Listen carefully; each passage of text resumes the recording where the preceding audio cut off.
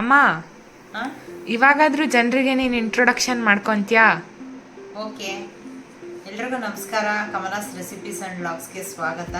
ನನ್ನ ಹೆಸರು ಕಮಲಾ, ನಾನು ಹೌಸ್ ವೈಫು. ನನ್ನ ಮನೇಲಿ ಒಂದು 6 ಜನ ಮೆಂಬರ್ಸ್ ಇದ್ದೀವಿ. ನನ್ನ ಒಂದು 3 ಮಕ್ಕಳು, ನಮ್ಮ ಹಸ್ಬೆಂಡು, ಹಾಗೆ ನಮ್ಮ ರಾಮು ಕೂಡ ಇದ್ದಾನೆ. ನನ್ನ ಒಂದು ಯೂಟ್ಯೂಬ್ ಜರ್ನಿ ಬಗ್ಗೆ ಇವತ್ತು ನಾನು ನಿಮ್ಮ ಜೊತೆ ಶೇರ್ ಮಾಡ್ಕೊತಾ ಇದ್ದೀನಿ. ಫಸ್ಟ್ ಕ್ವೆಶನ್ ಏನಪ್ಪ ಅಂದರೆ, ನಿನ್ಗೆ ಯೂಟ್ಯೂಬ್ ಮಾಡಬೇಕು, ಯೂಟ್ಯೂಬ್ ಚಾನಲ್ ಸ್ಟಾರ್ಟ್ ಮಾಡಬೇಕು ಅಂತ ಹೆಂಗೆ ಇಂಟ್ರೆಸ್ಟ್ ಬಂತು? ನನಗೆ ಕುಕ್ಕಿಂಗಲ್ಲಿ ತುಂಬ ಇಂಟ್ರೆಸ್ಟ್ ಇತ್ತು. ನಾನು ಟಿ ವಿನಲ್ಲಿ ಪ್ರೋಗ್ರಾಮ್ಸ್ ಎಲ್ಲ ನೋಡ್ತಿದ್ದೆ. ಅದರಲ್ಲಿ ಯೂಶ್ವಲಿ ಕಾಲೇಜಿಂದ ಬರುವಾಗ ಬೇಗ ಹೋಗಿ ಟಿ ವಿ ಪ್ರೋಗ್ರಾಮ್ ನೋಡಬೇಕು, ಅದರಲ್ಲಿ ಕುಕ್ಕಿಂಗ್ ಏನಾದರೂ ನೋಡಬೇಕು ಅಂತ ತುಂಬ ಇಂಟ್ರೆಸ್ಟ್ ಇತ್ತು. ಅದನ್ನು ನಾನು ಮಿಸ್ ಮಾಡ್ಕೋತಾ ಇರಲಿಲ್ಲ. ನನಗೆ ಅವಾಗಿಂದನೂ ಕುಕ್ಕಿಂಗ್ ಇಂಟ್ರೆಸ್ಟ್ ಇದ್ದರಿಂದ ಯೂಶ್ವಲಿ ಇವಾಗ ಮೊಬೈಲಲ್ಲೆಲ್ಲ ನೋಡ್ತಾ ಇರ್ತೀವಿ ಕುಕ್ಕಿಂಗ್ ಮಾಡೋ ಅಂಥವ್ರನ್ನೆಲ್ಲ. ಅವಾಗ ನಾನು ಯಾಕೆ ಮಾಡಬಾರ್ದು, ನನ್ನ ಒಂದು ಟ್ಯಾಲೆಂಟ್ನ ನಾನು ಯಾಕೆ ಈ ರೀತಿ ಯೂಸ್ ಮಾಡ್ಕೋಬಾರ್ದು ಅಂತ ಅನಿಸ್ತು. ಹಂಗಾಗಿ ನಾನು ಯೂಟ್ಯೂಬ್ ಚಾನಲ್ನ ಶುರು ಮಾಡಿದೆ. ನೆಕ್ಸ್ಟ್ ಕ್ವೆಶನ್ ಏನಪ್ಪ ಅಂದರೆ, ಸ್ಟಾರ್ಟಿಂಗಲ್ಲಿ ವೀಡಿಯೋಸ್ ಅಪ್ಲೋಡ್ ಮಾಡಿದಾಗ ವ್ಯೂಸ್ ಹೆಂಗೆ ಬರ್ತಾ ಇತ್ತು, ನಿನಗೆ ಹೇಗೆ ಅನಿಸ್ತಾ ಇತ್ತು? ಸ್ಟಾರ್ಟಿಂಗಲ್ಲಿ ವಿಡಿಯೋ ಅಪ್ಲೋಡ್ ಮಾಡಿದಾಗ ಅಷ್ಟು ಏನು ಹೇಳ್ಕೊಡೋ ಅಷ್ಟು ವ್ಯೂಸ್ ಬರ್ತಾ ಇರಲಿಲ್ಲ. ಒಂದು 500-600 ವ್ಯೂಸ್ ದಾಟೋದೇ ಹೆಚ್ಚಾಗಿತ್ತು. ಒಂಥರ 500-600 ದಾಟ್ದಾಗಲೇ ಒಂಥರ ಖುಷಿ ಆಗ್ತಿತ್ತು. ಆದರೆ ನಾವೇನು ಮಾಡ್ತಾ ಇದ್ದೀವಿ ಮಿಸ್ಟೇಕು ಅಂತ ನಮಗೆ ಗೊತ್ತಾಗ್ತಿರ್ಲಿಲ್ಲ. ಇವಾಗ ಆ ವೀಡಿಯೋಸ್ನೆಲ್ಲ ನೋಡಿದ್ರೆ ನನಗೇನೆ ತುಂಬ ನಗು ಬರುತ್ತೆ, ಈ ರೀತಿ ನಾನು ವೀಡಿಯೋ ಹಾಕಿದ್ದೀನ ಅಂತ ಹೇಳ್ಬಿಟ್ಟು. ನೆಕ್ಸ್ಟ್ ಕ್ವೆಶನ್ ಏನಪ್ಪ ಅಂದರೆ, ಆಮೇಲೆ ನಿನ್ನ ಮಿಸ್ಟೇಕ್ನ ನೀನು ಹೆಂಗೆ ಕರೆಕ್ಟ್ ಮಾಡಿಕೊಂಡೆ, ಮತ್ತು ಆಮೇಲೆ ವ್ಯೂಸ್ ಹೆಂಗೆ ಬರೋಕ್ಕೆ ಸ್ಟಾರ್ಟ್ ಆಯಿತು? ಬೇರೆಯವರು ಹಾಕಿರೋಂಥ ವೀಡಿಯೋಗಳು ನೋಡಿದಾಗ ಅದರಲ್ಲಿ ಇರೋಂಥ ಕ್ಲಾರಿಟಿ ಇರ್ಬೋದು, ಅವ್ರು ಮಾಡೋ ಅಂಥ ಒಂದು ಪ್ರೊಸೆಸ್ ಇರ್ಬೋದು, ಅದರಿಂದ ನಾವು ಈ ರೀತಿ ಮಾಡಬೇಕು ಅಂದರೆ ಮೊಬೈಲ್ ನಂದು ಅಷ್ಟು ಚೆನ್ನಾಗಿರಲಿಲ್ಲ. ಹೊಸ ಮೊಬೈಲ್ ತೊಗೊಂಡು ನೋಡೋಣ, ಅದರಿಂದ ಶೂಟ್ ಮಾಡಿ ವಿಡಿಯೋ ಹಾಕೋಣ, ಅದು ಯಾವ ರೀತಿ ವ್ಯೂಸ್ ಬರುತ್ತೆ ಅಂತ ಹೇಳ್ಬಿಟ್ಟು ಹೊಸ ಮೊಬೈಲ್ ತೊಗೊಂಡೆ. ಆವಾಗ ಒಂದು ವಿಡಿಯೋ ಶೂಟ್ ಮಾಡಿಬಿಟ್ಟು ಮುದ್ದೆದೇನೋ ಹಾಕಿದ್ದೆ ನಾನು. ಅದರಲ್ಲಿ ತುಂಬ ಚೆನ್ನಾಗಿ ವ್ಯೂಸ್ ಬಂತು.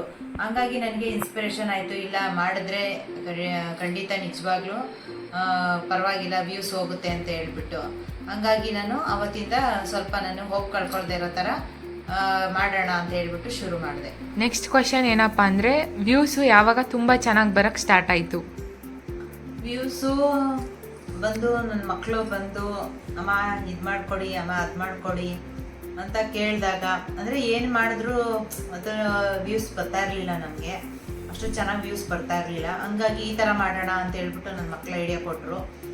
ಅಮ್ಮ ಈ ಥರ ಮಾಡಿಕೊಡಿ, ಅಮ್ಮ ಇದು ಮಾಡಿಕೊಡ್ತೀರಾ ಅಂತ ಹೇಳ್ಬಿಟ್ಟು ಅವರು ನನಗೆ ಆ ಥರ ಹೆಲ್ಪ್ ಮಾಡಿದ್ರಿಂದನೇ ನನಗೆ ವ್ಯೂಸು ತುಂಬ ಚೆನ್ನಾಗಿ ಬರೋಕ್ಕೆ ಸ್ಟಾರ್ಟ್ ಆಯಿತು. ಅದನ್ನೇ ಇವಾಗಲೂ ಕೂಡ ನಾವು ಕಂಟಿನ್ಯೂ ಮಾಡ್ತಾ ಇದ್ದೀವಿ.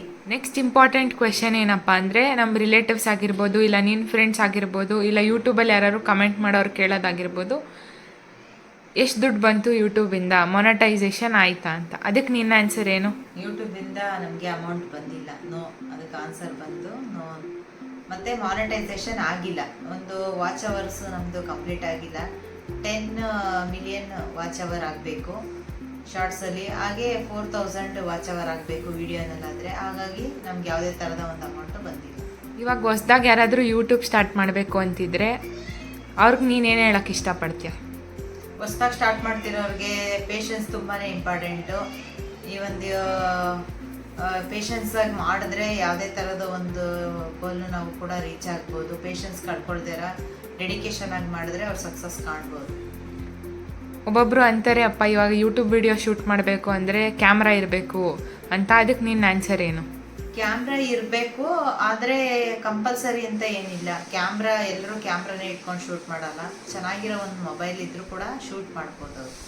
ಇವಾಗ ನಮ್ಮ ಯೂಟ್ಯೂಬ್ ಚಾನಲಲ್ಲಿ ನಿಯರ್ಲಿ 6000 ಸಬ್ಸ್ಕ್ರೈಬರ್ಸ್ ಇದ್ದಾರೆ. ಅವ್ರಿಗೆಲ್ಲ ನೀನೇನು ಹೇಳೋಕ್ಕೆ ಇಷ್ಟಪಡ್ತೀಯ? ಅವ್ರಿಗೆಲ್ಲ ತುಂಬ ಥ್ಯಾಂಕ್ಸ್ ಹೇಳೋಕ್ಕೆ ಇಷ್ಟಪಡ್ತೀನಿ, ತುಂಬ ಧನ್ಯವಾದ ಹೇಳೋಕ್ಕೆ ಇಷ್ಟಪಡ್ತೀನಿ. ಅವರ ಒಂದು ಪ್ರೀತಿ ಪ್ರೋತ್ಸಾಹ ಇರೋದಕ್ಕೆ ನಾನು ಇಲ್ಲಿವರೆಗೆ ಬಂದಿದ್ದೀನಿ. ಇದೇ ಥರ ನನಗೆ ಒಂದು ಪ್ರೀತಿ ವಿಶ್ವಾಸ ಕೊಟ್ಟು ಮುಂದೆನೂ ಇದೇ ಥರ ಸಪೋರ್ಟ್ ಮಾಡಬೇಕು ಅಂತ ಕೇಳ್ಕೊತೀನಿ. ಆಡಿಯನ್ಸ್ಗೆ ಏನಾದರೂ ಒಂದು ಮೆಸೇಜ್ ಹೇಳಬೇಕು ಅಂದರೆ ಏನು ಹೇಳ್ತೀಯ? ಆಡಿಯನ್ಸ್ಗೆ ಈ ವಿಡಿಯೋ ಬಗ್ಗೆ ಏನಂತ ಅನಿಸ್ತು ಅಂತ ಅಂದ್ಬಿಟ್ಟು ಕಮೆಂಟ್ ಮಾಡಿ, ಮತ್ತು ಇದೇ ಥರ ಸಪೋರ್ಟ್ ಮಾಡಿ ಅಂತ ಹೇಳ್ಬಿಟ್ಟು ನಾನು ಕೇಳ್ಕೊತೀನಿ. ಯಾವ್ಯಾವ ಥರ ವೀಡಿಯೋಗಳು ಬೇಕು ಅಂತ ಹೇಳ್ಬಿಟ್ಟು ನನಗೆ ಕಮೆಂಟ್ಸ್ ಮಾಡಿ, ನಾನು ಅದೇ ಥರ ವೀಡಿಯೋಗಳನ್ನ ಮಾಡೋದಕ್ಕೆ ಟ್ರೈ ಮಾಡ್ತೀನಿ.